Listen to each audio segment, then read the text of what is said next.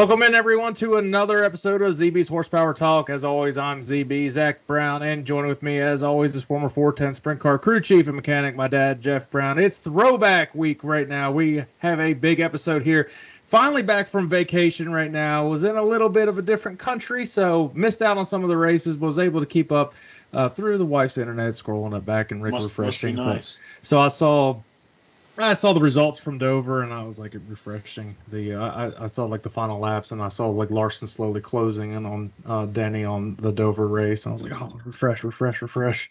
They didn't have it on TV anywhere. The only ones and you would think they would have basketball on the only sports bar on that ship. They didn't. It was like, I'm pretty sure it was like pickleball or something. So that was weird. But Dover, quick recap. Obviously, Denny Hamlin holds off Kyle Larson. That's cool. That's a couple weeks ago. Let's talk about the race we saw at Kansas, and this is probably one of the best races I've seen at a long time. And can we just what?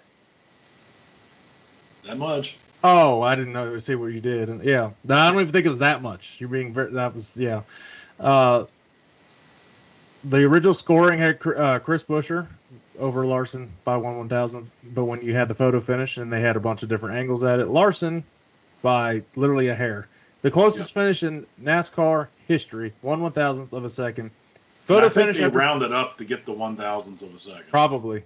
It's photo finish after photo finish this year. Mile and a halves have proven with these cars that it is a fantastic racing. And even like we talked about a couple weeks ago, Texas was a good race. Kansas is probably the most underrated track we've had now. It just continues to put on great races, phenomenal racing all throughout the entire day. There's tons of stuff going on. There was a lot of strategy involved, but it was just a great race. I can't say any more about it. It was just an amazing race. I loved how they started in the late evening. That I think they actually played a part of how it was a better race. You start off a little bit of daytime, transition into nighttime. Obviously, weather delayed it a little bit, but that was awesome. Yeah, that's actually probably not a bad time to start a race on these tracks. Then, if they want to run Sunday night, start it at 5. That way, it's over 9:30. It's not so late. But we talked about it on the show before, and we're like, how do you fix NASCAR? You have to have a track that wears the tires out a little bit. That puts, more in the driver's hands. Do you run it hard, burn the tires off, get to the front? Do you conserve tires, be fast at the end of a run? How do you save fuel on that? Do you have to get tires? You can't have it to where it's dangerous wearing tires, but they just have to have a fall off. And that was great. I mean, it was outside of the part of the third stage. Denny Hamlin kind of stunk it up for a little bit when he was kind of had the lead, but we got some restarts, made it exciting. And but the first couple stages, Larson and Chastain just going at it like they were in freaking sprint cars. It was awesome. Yeah, and Chastain fell off big time in the race. And I think he had him in my fantasy. I was leading fantasy with about 5 or 10 laps to go. He might have been one of the many that had some pit road issues. A lot of people had pit road issues. Even Larson, the first stage, had issues on the left side tires. It was a little bit slower than usual. Luckily, it didn't fall off this time. I just can't say enough, and I really think mile and a halfs, you need to add some more. And I think that, and I heard Junior talking about it on one of his podcasts this week, Marcus Smith is probably seeing all this great racing with this generation car, and everybody's flooding these mile and a half tracks, how good it is. The Roval might be done after this year. Yeah, bring Chicago back. Chicagoland's awesome. I love Chicagoland. And throw in Rockingham. Marcus Smith, I think, is still looking at buying Rockingham. I think that would be a very smart investment. That's a 1 mile and 3/8 or something like that. It would be very great racing like this. Oh my God, yeah. Plus, I'd love to see how this car the handles on it. It would be awesome. Talk about throwback weekend. You could do a throwback weekend in Rockingham. That'd be cool. That's for sure. And we'll touch on throwback weekend here in a second. But yes, so Larson, he's building up his momentum right now. Hopefully keeps it going in May. He's got a big month this month. Yeah. That was weird how I said that. So you've got a lot of racing going on. So a lot of news in NASCAR. So let's go through it. So the one thing talking about Larson's big month, well, during the qualifying for the Indianapolis 500, he likely won't be able to make it, at least for the All-Star qualifying. And so they're saying Harvick can qualify for it, but it's different if Harvick qualifies for it because he actually has to go through the open race, I believe. So if they have it, he has to go through that. It has nothing to do with, because it's a different person racing for it. It's weird how it's set up because the All-Star race, if you won the previous year, yeah, you can go right in. But I don't really know how NASCAR is going. I don't think that we've ever been in this type of situation for a non-points race and an Yeah, All-Star I'm not race sure like how this. that would work. Is it? No, Because it's the driver that's qualified, not the car. yeah. Unless they're making an exception that as long as Larson is going to start the the main, he's already automatically locked in. He'll have to go to the rear, obviously. But the thing is, say the Indy qualifying gets delayed an hour, 2 hours, or whatever, and it can. And then what happens then? And it'd be interesting. I think they're still trying to work out all the details for it, but I don't think Rick Hendrick would have asked Harvick to do it if he didn't already talk to somebody in NASCAR about it. And same with Larson too. I don't think they would have made this decisions if they didn't have any idea how to get it done. But it's a non-points race, so not a huge deal if he completely misses it. It sucks. Yeah, it'd be awesome to see him try to back up his All-Star win last year. But I mean, Indy 500 basically once in a lifetime opportunity for him. So you got to do what you got to do there. Another big news, and I actually saved a bunch of these news things. Actually, tons of stuff came out today. So the one thing you talked to me about was the news about Michael McDowell. So go ahead and talk about that. Yeah, just announced that Michael McDowell signed with Spire Motorsports, which is kind of surprising, to drive the, I believe they said it was the 71 car next year, to be teammates with Corey LaJoie and Carson Hocevar. So they're adding a third car full time. Well, they have, can't think of his name, it's running at some now. I think he's actually, hold on, I've got his stuff pulled up right now. He's got a paint scheme for this weekend in Darlington. Yeah, Zane Smith. That's right. So I don't know if that's a full time this year or not, but Spire's really been stepping up their game a little bit. Yeah, they've continuously, and it helps with Corey LaJoie having strong runs in these speedway races, for sure. Another big news that just came out today, and I don't even know if you happen to see this yet, but it was announced that after the 15 years, NASCAR Race Hub has now been canceled. No, I didn't see that. Yeah, so they're obviously making room for us to take over. And I would think so. The final episode will be aired on June 11th, so I'm not sure what's going to replace it. I think there's a lot of Amazon deals happening right now. That's kind of transitioned nicely now. Junior is going to be in the broadcast booth for Amazon and Turner next year, so TNT, Amazon, and they're working on a bunch of streaming ideas, how they want to do pre-race, post-race. Junior's talked about, he's read everywhere what the fans want, and Junior has a pretty much less commercials. Well, yeah. Let's see if we can do that. But Junior's all about doing what the fans want. He understands how the fans think. I think that'd be great for them. And Amazon basically do whatever they want. It's kind of like how they were with Thursday Night Football. It's like, what do you guys want to do? And we'll just put you the bill and have at it. Right. And so we'll see. That'll be interesting. I don't know if I think we were talking about Alan Bestwick. I think is the front runner to be back because he used to be part of TNT at one point. Yeah, I hope so. Yeah, I like Alan Bestwick. I think he's very good. So he's in the running for that. So that was big news that happened this week. And another one that just came out today, and this is via Motorsports Wire. Stewart-Haas Racing is possibly going to be sold after this year. I heard they're shopping 2 of their charters anyway. So the speculation is which 2. For sure, Ryan Preece. He's out. Yeah, Ryan Preece is for sure gone. So who's the other? Do you keep Josh Berry? Do you keep I think you Briscoe? keep Josh. I think you're going to keep Josh Berry and you're going to keep Noah. First time they've been there, and they've been leaps and bounds above Briscoe. And I don't know about that.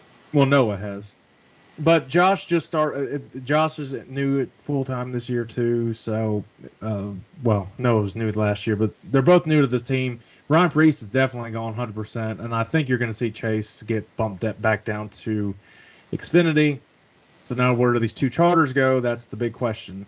Obviously, speculation is going to have is Junior going to finally go to the Cup Series. Now, I wonder if Spire has 3 charters, or they've been relying on trying to qualify all 3. So yeah, that could be one. They've been buying, like I know they bought Rick Ware's charter or somebody's charter for you know a boatload of money. So somebody at Spire's got some very deep pockets. One thing you could see happen, and I think it would make logical sense if Junior does start a Cup team.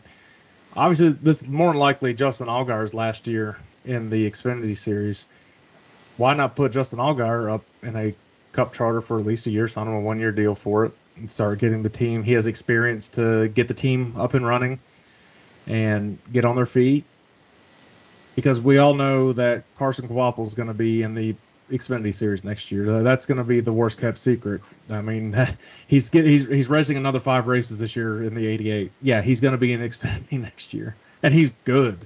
He's freaking good. So far, it proved that he's been right there. So yeah, and he's racing at Darlington, so that'll be interesting to see him go on a bigger track like Darlington, see how he can race, especially one where it's tricky.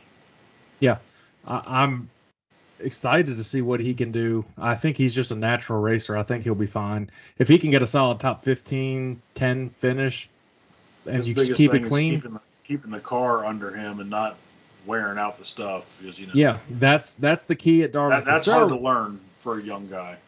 So let's get into Throwback Week. Throwback Weekend at Darlington. This is really cool. Darlington added that second race permanently after COVID. They added some races to get back under the belt when COVID was going on. They should have never lost one race. Darlington is just it's great to have it twice. I still wish it would be Father's Day weekend rather than Mother's Day. They've been off on Father's Day weekend a lot. I'm like, that doesn't make sense. But they do have a race on Father's Day weekend now.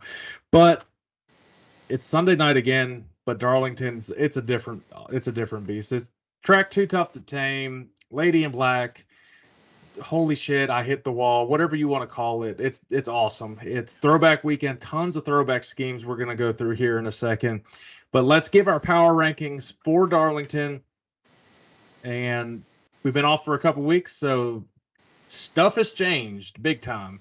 Yeah. So I'm going to go through my list, and we'll see how it kind of tracks with what you've been seeing. I've got one the same from my last power rankings. Well, I have a big shakeup. So number 5, I got William Byron, and he's we've been talking about before. I went on vacation. William Byron was Mr. Consistent. Well, he's consistently not been great right now. He's had some issues in the last couple of races. He'll be fine. I'm not really worried about him. If he has a slump now, you'd rather have your slump now than later on. Number 4, at the slump for Yeah. And number 4, I got Martin Truex Jr. He had a good shot to win that race last week. Number 3, Chase Elliott. He was right there mixing it up at the last week as well. Number 2, Denny Hamlin.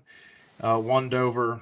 Consistent at Kansas. He was fast. But number 1, I don't know if I've ever had him at number 1 this year, but I've got Kyle Larson. Is our list the same? Yeah, we did not plan this and not talk about it. They are exactly the same. That's funny. It's hard to not put Larson up at number 1 right now. The way he's got first and 2 seconds the last 3 races. I mean, he's been pretty strong. And Darlington's one of his best tracks as well. And you talk about best tracks, Larson, Hamlin, Truex. This is their best track coming up. One of their best tracks. They're always battling it out. You're going to see them 3 battle it out. Larson lost a few times to Truex, lost to Denny Hamlin, finally broke through on the Southern 500 last year. So we'll see what Throwback Weekend will bring. I don't have a trivia question this weekend because we got a different segment this week. So I was going to be like, why is Darlington shaped the way it is? And everybody knows that answer because they're going to just flood your entire TV. Hey, this is why Darlington's shaped like this the entire weekend. And big pond here. Yeah, Mike Joy's going to tell you about 45 times during the race, and then he's going to also tell you during qualifying, during practice, and everything. So, and they'll tell you during Xfinity as well, and they'll probably say it was the first super speedway for NASCAR, though. One thing I want to touch on too from that was impressive. Did you see Kyle Busch's run at the end of From Kansas 20th to 8th.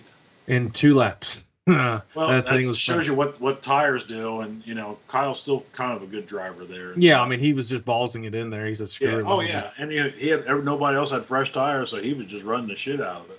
All right, ready to go through a couple of these schemes and kind of pick Yeah. what we like. There's one best scheme. Let's just get that out of the way right now. The best Yeah. scheme by far this weekend. I mean, it's probably the best throwback that's ever been because it's one of the coolest paint schemes NASCAR's ever had.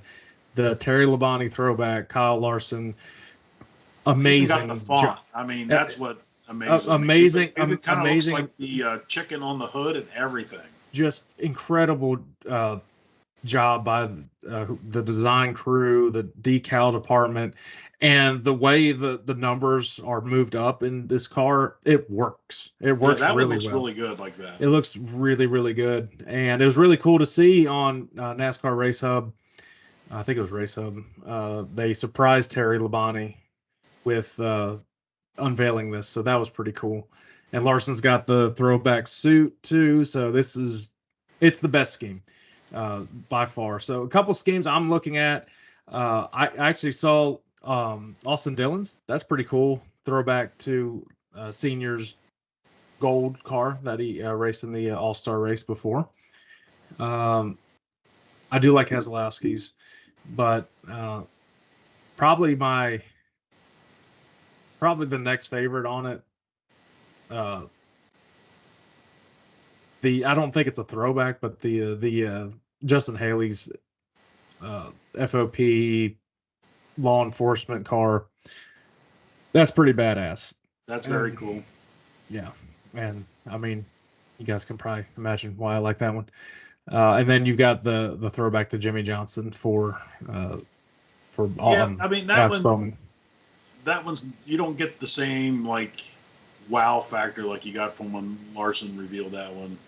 Kind of even like William Byron's the flame car from Gordon. Well, it's because it's like, yeah, you kind of expected those to. Yeah. But talk about the numbers being kind of out of place. William Byron's just kind of this. There's nothing there between the 24 and the Exalta. Yeah, I know. It's missing something. Which ones do you like? I do like Michael McDowell's Long John Silver's car. That's pretty. You're talking about something between a number and the Long John. He's got the Pirate. That's kind of cool. Yeah, that's pretty neat. I did like Brad Keselowski's car. The rendering on NASCAR.com don't quite do it justice because it's kind of got the green chrome numbers and everything on It'll be sharp at nighttime. It really will. I like Ross Chastain's Busch Light car. I think that one's really sharp looking. Yeah. They actually have it with white Goodyear lettered tires on the. So I don't know if they're going to have that for throwback. We're going to have the white tires this year, but like they used to, that's kind of. Or they're like giving the teams the option if they want to run a yellow or a white. Yeah. Chase Elliott's throwback to Junior. I don't know. It's hard. I kind of get the same feeling on the other Hendrix cars where it's like, well, it's neat. It's neat, but I feel like it's only been like 10 years. It's not. That's like what I mean. How far are you throwing that thing back? That's. But I guess it's better effort than like what Denny Hamlin's running. He threw it back to like 2 weeks ago. So. The 42 car looks kind of cool. I like that one. Yeah, that's an old. Tyler Reddick's. They say it's a throwback to Tim Richmond's. I don't really remember the car, but I think that's a good looking car. I think that's going to show up nice under the lights. Yeah, Xfinity's doing Ricky Stenhouse's. That one looks pretty. It's not that's not throwback. It's just really cool. Right. Yeah. It's just a special paint scheme. Or the throwbacks for Xfinity. Sammy Smith's got a really sharp TMC car. It just looks old school, really, really sharp. I think he's throwing it back to either a late model or a non-wing Sprint, if I'm not mistaken. Looks like Sammy's car. Maybe it is throwback to. Shit, that might be it. Might be. It's TMC trucks all have the prism letters and the whole. It's. So does that look like the font from Sammy's car? Can't quite tell. I think so. I don't think this. Sammy was just a 1, so I don't think the font's the same. So that's a big ass 8. Yeah. And you've got Brandon Jones, and it's not really a throwback because Junior ran it like last year. The Hellman's car. because Junior had the Hellman's 88. I'm pretty sure Junior ran it like last year, so I don't really understand how that's a throwback. I would liked it when they like Ryan Ellis's, City Chevrolet Cold Trickle car. That's probably my favorite in the Xfinity. Yeah, that or the Hot Wheels. I would say Brennan Poole. That one's pretty cool. Yeah, it's not Hot Wheels sponsor, but it's the Hot Wheels. The Hot Wheels car was really cool. Throwback, I guess a throwback. How's nobody done the throwback to like M&M's or something? Like somebody can't find a quick sponsor for a race on M&M's. They do an M&M's throwback. That'd be cool if Kyle Busch somehow landed that. That'd be funny. Need do like Reese's Pieces or something. Truck. Oh, by the way, Truck Series. In case you're wondering, Kyle Busch is running. So we probably have this. Yeah, we probably have the same pick in Truck Series. Yeah, I would think so. Yeah, I'm just as hard. I literally just changed that scrolling through the. Christian Eckes is 19, old school looking truck. I like that, but not a whole lot of throwbacks. Ross Chastain's running too. See racing the 40 and the 45. The Buckle Up South Carolina Chevrolet. So I mean, it could be a pretty good truck race. Yeah, I think so. There's gonna be a lot of crashes. Probably. Daniel Dye's Peak Chevrolet is pretty cool looking. So let's talk about Darlington though. You want to talk about tire wear? This track is notorious for tire wear. Yeah, and it's that's sort of its character or whatever. So if they ever repaved it and it didn't wear tires, the racing it would break everybody's heart. The drivers all like it because, and we talked about it a little bit earlier. You can run it hard early. You're gonna use up your stuff. So if you're running hard early, you better hope there's cautions. Or do you save it? Just kind of hang out, and then all of a sudden get a long run. You come on at the end. But it's a track you are going to pit for tires way before you pit for fuel. Yeah, I think like they're going to ask Larry McReynolds 100 times because that's just what they do in the broadcast. Not 2 tire stops. No. Well, you might see somebody just balls it at the end if they're running like 20th and they want to try something, but it's going to be. I get the start finish line. Yeah, it's a difference of like 5 seconds a lap. It's ridiculous. It's but it wears it the right way but this is one of the trickiest pit roads to get on.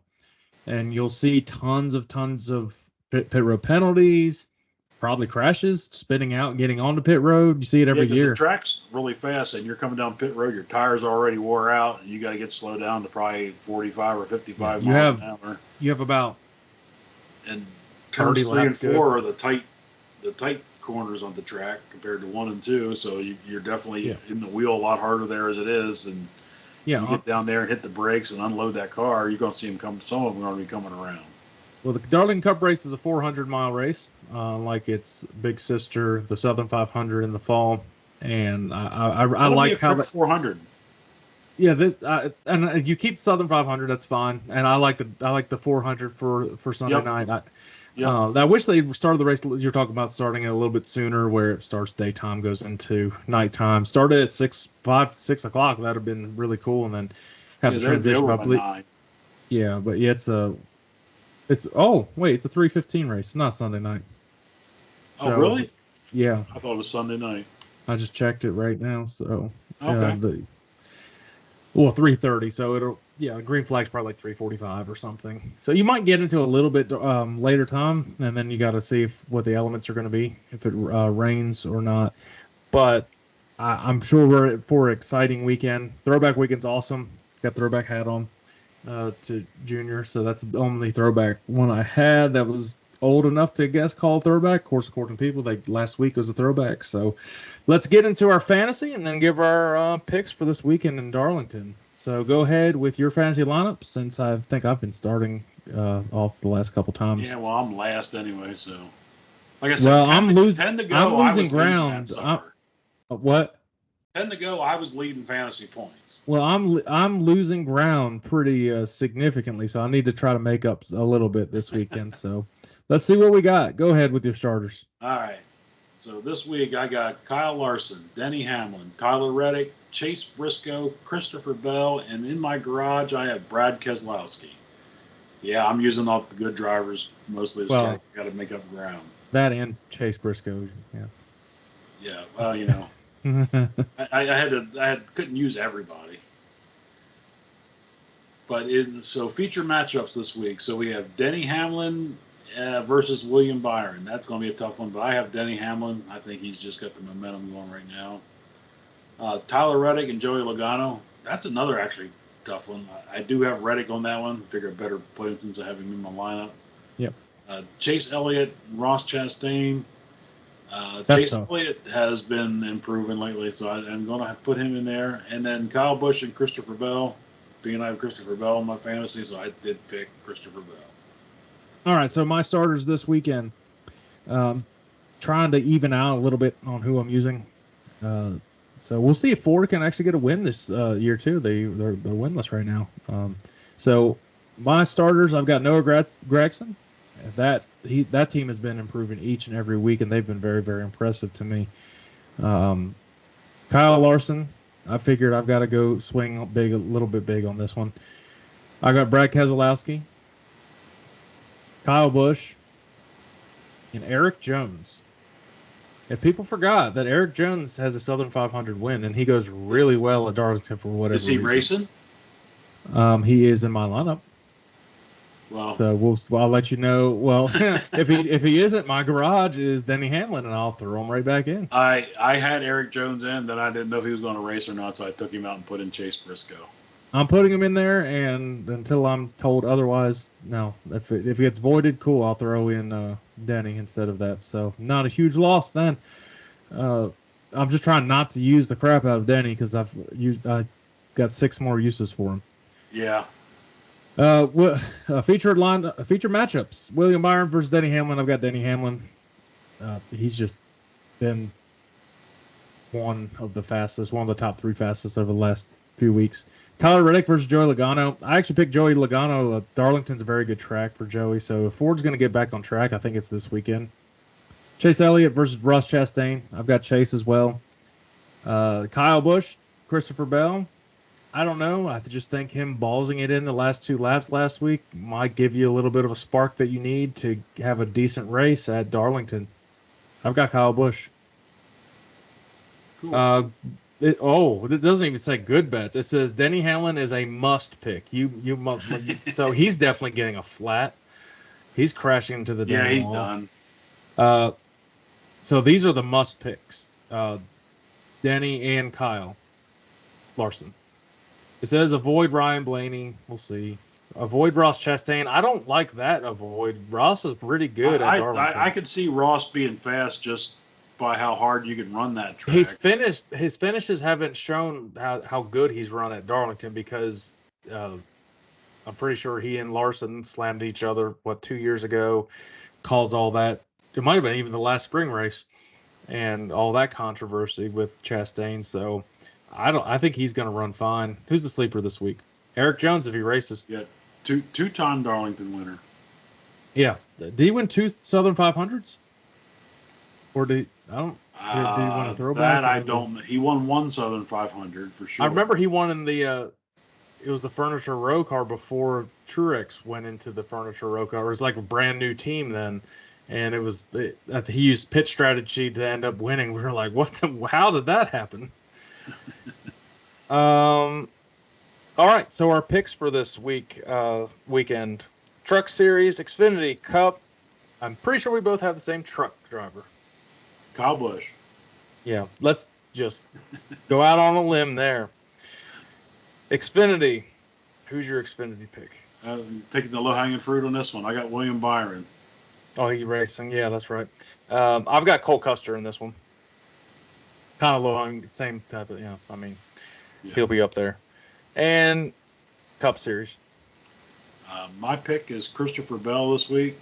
I figured he's a good one running the top. Like you don't have to run there. Mom's pick is William Byron. Well, it's Mother's Day weekend, but I hope that's not true. My pick, I'm making it 2 in a row for him, Kyle Larson. That was my pick last week, and I did get it right. Well, who did I pick? Oh, yeah, we texted each other like right as they were opening up like pace laps, and I was like, Christopher Bell. Start on the pole. I was wrong.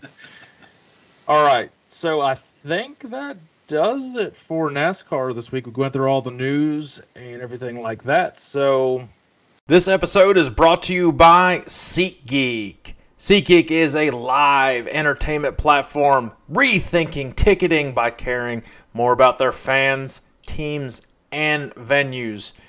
They are powering a new open entertainment industries where fans have effortless access to experiences in teams, venues, and shows, and have seamless access to their audiences. With trusted consumer marketplace and innovative enterprise ticketing technology, SeatGeek has what you need for any sporting event. Make sure you use my promo code ZBMedia to get $20 off your purchase from SeatGeek. That is ZBMEDIA from SeatGeek, $20 off. You can't beat that. Check them out now. Get your next concert, sporting event, or anything else from SeatGeek. Back to the show. sprint car action time. World of Outlaws invading the PA Posse this week, but let's touch on what we saw last week. Starting to get into David Gravel time now. Starting to extend his lead a little bit. Yeah. Eldora was great racing, though. Great racing. I didn't see any highlights from Jacksonville, so if you could probably touch on it if you saw any of the Jacksonville Speedway highlights. But Eldora was great, and Eldora, sometimes it can be a snoozer because as big of a track it is, and you don't really get up to that lap traffic. But both days were just phenomenal racing. It kind of threw me off guard, and I was very happy to see that. Yeah, I was gonna say, just not even only the Outlaws. The high limit racing's been good. The dirt racing in general has been great. It wasn't as good as the Cup race this week. That's the first time I think we probably ever said that on here. But it's been exciting. You don't really know who's going to win until they come right down to it. So no, I think the second how many times the sprint cars had a last lap pass? It's just this has never been said, but the second most exciting race this weekend was probably the Kentucky Derby in the photo finish. Yeah, but Larson said, "Here, hold my beer. We'll do the." He did. He did send that tweet. So David Gravel's kind of got it rolling right now. He's slowly extending his point lead. He's got, I believe, a 78 point lead over Donnie Schatz. But again, Donnie Schatz' time is starting to get hot up. Now. It's coming up. It's gonna get hot and slick. We keep talking about it. Let's preview the Outlaws this weekend. It's probably gonna be a washout in Pennsylvania this weekend. Invading the PA Posse. They're actually racing as we're speaking right now, as we're recording it at Lincoln, and that's the only race that looks like they'll get in this weekend because they might get in Saturday. Now I don't know if they're going to have any kind of a Sunday rain date for Williams Grove or not. Probably I don't think that. I doubt they will because they have to get to Attica next week. So they're it's 80% chance of rain Friday. That one's done. Yeah. 50 on Saturday. And depending how much rain gets left, depending on when it gets there, So if it's late Friday and into Saturday, then clears up, probably get it in. Yeah, or early Friday, and it clears up hopefully. Yeah. And it's the Morgan Cup, so it's a pretty big race for the Outlaws. Yeah. And was this the one Rico won last year and chugged a beer, or was that the National Open? I can't remember. One of the Outlaw races. Yeah, I can't remember. He didn't win the National Open last year. Well, actually, the Morgan Cup was only racing that Friday. They didn't have the Saturday race because it rained. I swear Pennsylvania must be in the freaking rainforest at this point. Especially when the Outlaws come in. I've never seen so much freaking rain. They cancel every single damn week. It seems like at least one of the tracks that. Yeah, I don't know. Williams Grove's only got 4 or 5 races in all year. Yeah, and so the crazy thing is though, Outlaws are racing, and I was like, oh, maybe some PA guys will. I was thinking like Brent Marks, and then you got Macri are racing. That might be. No, they're racing high limit the same damn night, so they're not going to be there because they're racing for the high limit championship. So that's going to. You're probably not going to see a PA Posse win this weekend. I don't see any PA cars fast enough to run with the Outlaws. Marks and Macri are probably the only two. Lance is probably going to be the best shot at Williams Grove just because he's just so freaking good there. Who's that one that's been winning a lot? Is it Wagaman? Troy Wagman? Yeah, is that the one that's been knocking off some wins lately? Or yeah, I mean, I I don't see that beating an outlaw car, but shit, you never know. Yeah, I mean, uh, if you get everything timed right, get falls in your hands, and you Maybe start Raymer at Lincoln. maybe, but he hasn't really been racing that well this year. No, that's Dietrich's best shot's probably Lincoln.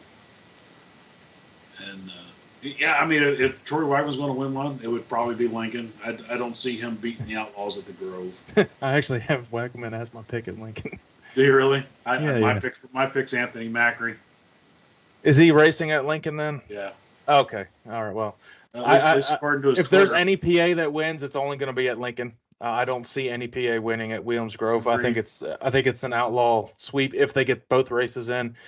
So let's give it a shot, and we'll give picks. Rain's probably the pick for Friday, but if they do get it in, who do you have for Friday night? I got Buddy Kofoid for Friday night. I figured that would be his first win, as far as I know, at Williams Grove, and he's been quick. We'll see how he is on a big track. Well, those Toyota can hold up. Well, the Toyotas are fast on the bigger tracks, and they've been pretty impressive.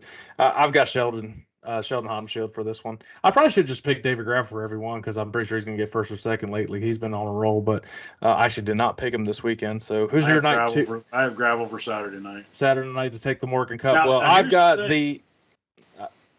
the guy that we were talking about that probably is going to start getting on a roll. I've got Donnie Schatz to take the Morgan Cup home. Now, here's the thing. The speculation has it that, Darren Pittman's going to be running the 69 car at Williams Grove some. I have not heard anything about it. No. I am going to say not. But if Darren Pittman comes in and runs in Dad's car, that is he's got a good shot to win it for. I think you see him run the National Open this year in that car again to try to win it, because they would have announced something by now if Pittman was running this weekend. I would have thought so too. Because there's a lot of Darren. I mean, there's a lot of Darren Pittman fans too still, and they would also, I mean, Donnie and them would advertise it, say, hey, watch Pittman's got that business he's trying to run, so I don't think he wants to run much. I probably expect him for the National Open, but I don't expect him. I'm about to say, as we're recording this, he's probably like, oh yeah, he's racing this weekend. No, he's not. I didn't see anything. All right, so high limit racing. Let's cover that. 34 Raceway Tri-City, which is different from Tri-State, where Outlaws were a couple weeks ago, and Aruba, Jamaica, Kokomo. Yeah, on Monday. The Beach Boys were talking about a dirt track and not some island off the Florida Keys. 100%. I'm convinced of that. Well, 34 Raceway, they've raced their Outlaws this year, and it's an all-star regular track too. It's a really West good Burlington, track. Iowa. Yep, and dark clay again, I believe. It don't look like Knoxville clay. Sometimes the videos fool you a little bit just from the angles. I didn't see like an overhead shot, but it don't look like it's that dark clay. Macri won the race last April in 2023. 3/8 mile dirt oval. Nothing special or stand out about it. It's looks like it's been all the races have been good. So, but my pick for this one, I got Brent Marks getting this. Son of a bitch, so do I. Yep, I've got it. Yeah, I've got Brent Marks. Which Brent Marks is in the National Sprint Car Poll. They have him leading in the Sprint Car Poll, which, nothing against Brent Marks. I don't agree with that, but I think he's the only one that has enough races to qualify for the their metric or whatever. Yeah, so the big thing in high limit that for last week is that Brad Sweet's starting to get on a damn freaking roll. We watched the one last Saturday. I've never seen somebody run so smooth on these corners, and everybody and all the other drivers they're wheeling it in. You see him fighting the car. He's just cruising. He's going on Sunday night drive. Yeah, that's all he's doing. Don't watch the car. Watch the driver's hands. How much they're working. He's like this the entire time. He's running the bottom, and that track had those ruts. He never hit the hardly steered that thing. It was if you don't slide your car, you're going to be faster. If you can get the turn. It was a hell of a race last Saturday, though. I will say that was between the two owners of the high limit series. Yeah, and then Corey Day was trying to dice it up too. It was great racing. it's awesome.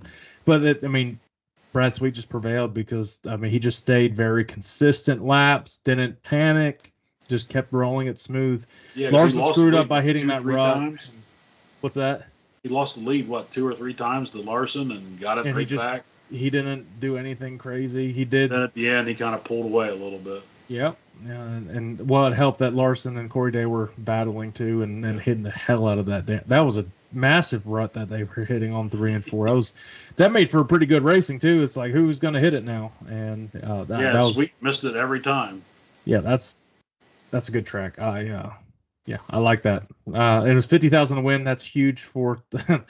Funny enough, the owner of the series ends up winning the 50 grand, but it is what it is. And yeah, that was fantastic racing. So Tri-City is the next race. It's Saturday night. Hopefully we get some racing this weekend, and if the Outlaws are going to cancel, hopefully High Limit stays. So what's the Tri-City and Tri-State? Not the same track. No, this is in Pontoon Beach, Illinois, which apparently is just There's right a beach? across the. It's I don't know what it says. That's right on their website. It's across the river, the Mississippi River from St. Louis, Missouri. So they said 8 miles from St. Louis. So it's 3/8 mile. It looks like it builds up a heavy cushion. It's one of them where it looks like it's difficult to see the wall. They're going to be scraping it, but even after they scrape it, you can't tell where the racetrack ends, the wall starts. Probably have a lot of moisture in the air. It could very, very well be. This could be one, may not be as good of a race, just if it gets that cushion, if that's going to be the fast way around. I'm not buying it. I'm saying it pretty much. I don't know if there's been a bad race this year. I'm trying to give a different perspective because I keep thinking, the whole thing is lap traffic is key, and that's going to be, and that's every sprint car race. Whoever gets through lap traffic. Well, not Eldora. That was a great race. That cushion's fast. Lappers are going to be up there too, so you have to be good enough to get by them, and get back to the cushion without. So that could be some big time sliders going on this one. Well, who you got for this one? I got Rico. All right, he's in a little bit of a slump right now. He is a little bit of a slump. I was torn between him and Corey Day. That kid's good. I don't know how much Larson's racing this week. So I didn't put him in any of my picks. I just, I don't either. No, and I don't know if we talked about it on the show about Corey Day hopping in that asphalt car for Junior, the late model. He won his first race ever as a Hickory Speedway down here in North Carolina. Impressive. Just a good driver. Just an awesome driver. 18 years old. Yeah. Yeah. I'm not picking him. I was just on his high horse right now. I'm going with Brad Sweet. He's the best one going right now. He's the most consistent, and he's actually the point lead by 8 points over Sunshine now. So. Oh, okay. Yeah, tight battle right now. It's getting good, and both of them were kind of pulling away from third place. But yeah, Brad Sweet I got for Tri-City, and the big money race on Monday night, Kokomo. This is a cool track. Quarter mile, fast paced. It gets pretty slick, but that actually makes the racing better, I think, because there's going to be multiple grooves on that one. So where is it? What's that? Where is it? Where is Kokomo, Indiana? Okay, and it's that dark clay on this one. I'm pretty certain. I believe so. Which is a great racing surface. I mean, it just holds. The Indiana tracks put on good races. They really do. All those Midwest tracks do. The wing cars are fun here. The non-wing cars at Kokomo can really be exciting. I can imagine. Yeah. All right. Well, let's give our pick for Kokomo then. Who you got? So I got Sweet for this one. You're going to bring the big money home 2 times in a row. I got the Concrete Kid, Anthony Macri, for Kokomo. So I was kind of going a little bit different direction here. We'll see how he can do. He's been racing pretty well on those little bull ring quarter mile tracks. So he's been racing everywhere. Every time he goes back and runs Pennsylvania, he pretty much wins all those races. So well, I mean, let's face it, it's not the same talent as what he's racing. We're Posse fans, but they're just not as. We talked about that. It's not. Yeah, they're high limit guys right now. Yeah, it's a little bit different. And All right, so that ends it for Sprint Car. Pretty much ends it for the show. I just want to touch on the 4-wides that happened 2 weeks ago at ZMAX. Justin Haley, Matt Hagan, Greg Anderson, and surprise, Gage Herrera won. And Greg Anderson's the big story right now. He's starting to knock off wins like crazy. Yeah. And Justin Ashley, I think that's his second or third win, and that's Matt Hagan's second or third win as well. So you're starting to see some people a little bit pulling away as of right now. We'll see how it goes into the summer when it gets a lot slicker, a lot hotter. They got some northern tracks that are coming too soon, so the hot slick might not be exactly the same, but in the north during the summer, a little humid, so that's going to shake some things up That's for in sure. AHRA. And the density altitude is going to be quite a bit higher than what they've been running. Also, on IndyCar news, if people haven't heard, they had Team Penske being. I don't know if they ever got a fine, but Penske they. They did an internal suspension. On a bunch of people. They were getting rid of. I mean, it's one of those things. Of course, they're going to claim they didn't know that happened. They knew it, but they had to do something, so somebody had to be the scapegoat. Well, it's like in any sport you see. If you know there's going to be some sort of external investigation come from the main series, or like college football, but the NCAA investigating. You see it all the time. Like Michigan, they suspended Jim Harbaugh, and because they were like, we know this stuff's going to happen. We're going to take this internally. Hopefully it won't be too harsh on the school. It's the same thing you do in NASCAR and IndyCar, all of that. So I don't really know how big of a deal it's going to be. They've got so many employees that they'll be fine to make do. Oh, yeah. And Indy qualifying's coming up. That's getting exciting. And that means we're 2 weeks away. There's only 34 entries this year, so there's only one person's going to miss. I swear, if Larson's the one, that's the one out, and we're going to this. I mean, anything's. It's one of those things. Like, if Larson's in the Fast 12, he's going to have a tough time getting to Wilkesboro. But we all want to see him in the Fast 12 to run for the pole. Oh yeah, screw Wilkesboro. We're going to in person to Indy. He can get in Fast 12.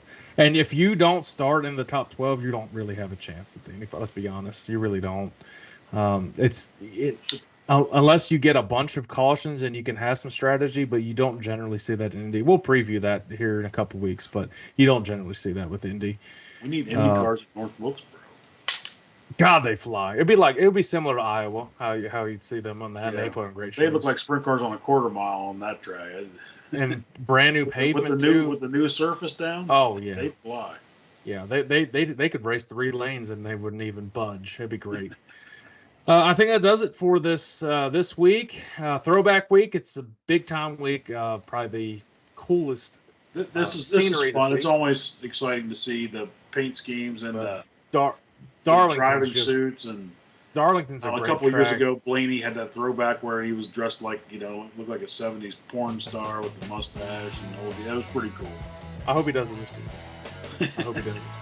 I hope somebody does.